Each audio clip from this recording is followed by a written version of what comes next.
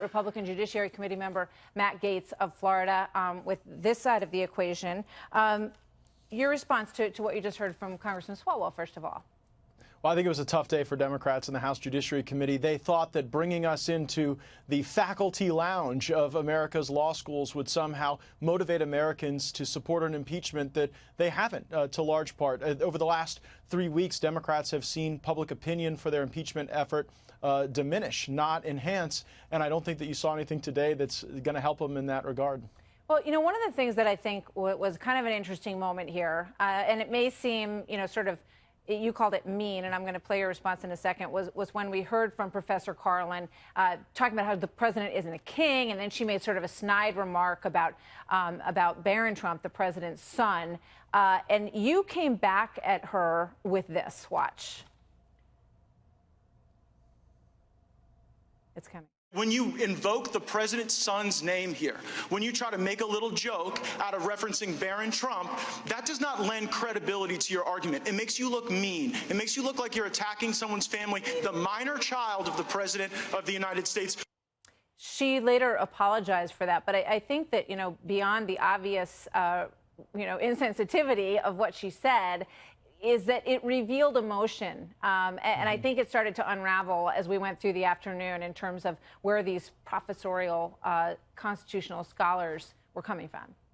These were not dispassionate people, invited by the Democrats at least, analyzing the law and the facts. They're advocates. As I pointed out, the Democrat witnesses, a majority of them are donors to Democratic campaigns. They have written extensively about impeachment. You even had the gentleman from Harvard writing articles that the president should be impeached for criticizing CNN, for pardoning Sheriff Joe Arpaio, and for several of his tweets about wiretapping. And so it seems as though there would have been no impeachment theory that they wouldn't have supported. Let's play this from the Harvard law professor Noah Feldman on the abuse of power, which was really the thrust of their argument today. Watch this.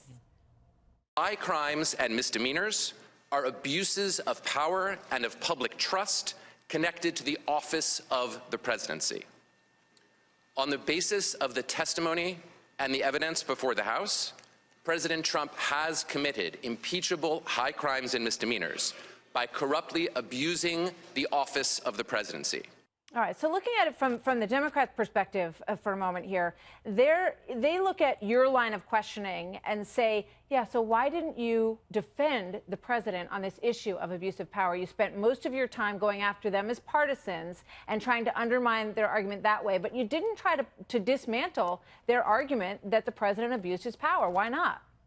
Because I only had 5 minutes, Martha, but I think that there is a lot of evidence to support the president's reasonable and well-founded suspicion that there was corruption in the Ukraine. I think the best evidence probably came from George Kent, who said that Burisma was so corrupt that our embassy had to pull out of a public-private partnership to avoid any association with them. In fact, the Obama administration was so concerned about Hunter Biden's association with Burisma that when they were prepping ambassadors for Senate confirmation, they had to spend special time on this issue. And I would suggest that Professor Feldman's argument would be more credible if he wasn't so willing to reflexively support impeachment in every case of legitimate exercise of presidential power. Well, I just thought it was interesting, and I was sitting there watching most of the coverage today, and I saw very little in terms of an effort on the part of Republicans to try to dismantle their arguments on substance. So, well, I mean, I made substantive arguments. I referenced in my 5 minutes the testimony of Taylor, of Hale, of Vindman, of Hill, and I pointed out where a lot of the undergirding of the argument that there had been an abuse was not based on firsthand knowledge. It was based on people's perception and belief about what was going on around them, not what they had witnessed and observed. All right. And the schedule, from what we're hearing from Eric Swalwell, we're never going to hear from anybody who was any closer to it than we have so far. So, Matt Gaetz, Congressman, thank you. Always good to have you here. Thanks for being here tonight.